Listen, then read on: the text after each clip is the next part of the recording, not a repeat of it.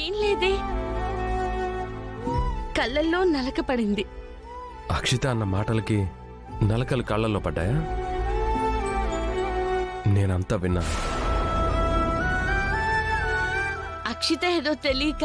లేదు, తను తెలిసి మాట్లాడిందో తెలియక మాట్లాడిందో అదలా ఉంచితే నువ్వెందుకు ఇలా అంటున్నావో నాకు అర్థం కావట్లేదు. తెలియకపోవడం ఏంటి? నేనెప్పుడు ఒకేలా ఉన్నాను. లేదు పల్లవి, నువ్వు నా దగ్గర ఏదో దాస్తున్నావు, అది అర్థం అవుతుంది. ఎందుకంటే నాకు తెలిసిన పల్లవి ఇలా ఉండేది కాదు. అక్షిత ఏమన్నా అంటే వెంటనే కోపం వచ్చేది. ఇంకా శృతి మించితే వార్నింగ్ ఇచ్చి బుద్ధి చెప్పేది. కానీ తను తిట్టినా పడుతున్నావు, భరిస్తున్నావు. సో దానికి కారణం ఏదో ఉంది. ఏంటది?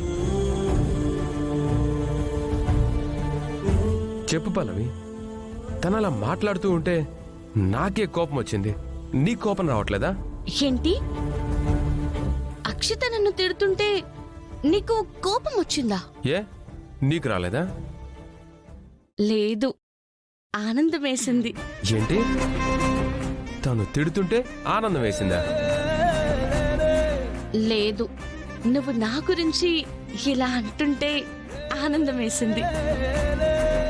నేనంటే నీకిష్టం కదా? ఏం మాట్లాడుతున్నావు? బుకాయించుకు. మనకిష్టమైన వాళ్ళని ఎవరైనా ఒక మాట అంటే కోపం వస్తుంది కదా. వాళ్ళకి ఏదైనా కష్టం వస్తే మనకి బాధేస్తుంది. అక్షిత నన్ను తిడుతుంటే నీకు కోపం వచ్చిందంటే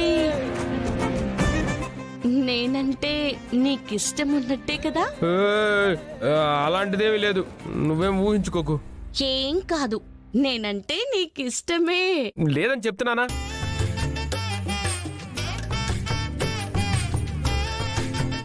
చేయి పట్టుకున్నావేంటి?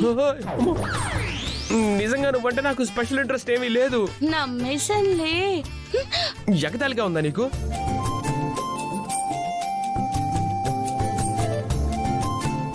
దగ్గరకొస్తున్నావేంటి? నేను నిజంగా ఆ ఉద్దేశంతో తీసుకోలేదు. నేను మారిపోయాను అంటున్నావు కానీ నీలో ఏదో మార్పొచ్చింది.